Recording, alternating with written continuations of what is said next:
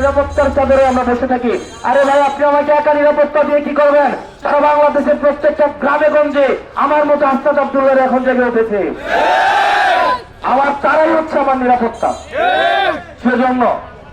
সেজন্য হাদি ভাইয়ের এটা দিয়ে ভয় দেখাইতে চাইছে আমাদেরকে, আমাদের তরুণ প্রজন্মকে থামাই দিতে চাইছে যে দেখো, তোমরা যদি নীতির কথা বলো, ন্যায়ের কথা বলো, তোমার শরীরে হাতির মতো হবে। কিন্তু আমরা বলতে চাই, আমরা সবাই হাদি হব, যুগে যুগে লড়াই করব।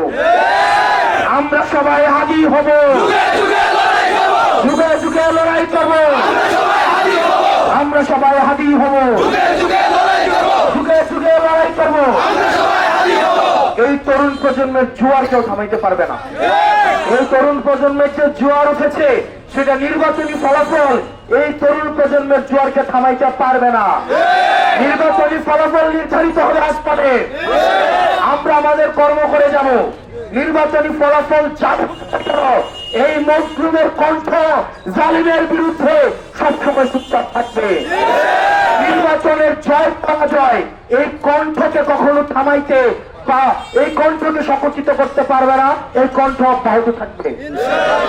প্রিয় ফুলতলীবাসী, এই ফুলতলির সাথে আমার সম্পর্ক। এখানে প্রত্যেকটা রাস্তা, প্রত্যেকটা গ্রাম, প্রত্যেকটা ঘর এই নির্বাচনের কাজে না। আমাকে এখানে দাঁড়িয়ে বলতে পারো কোন ঘরটা কোথায় আছে।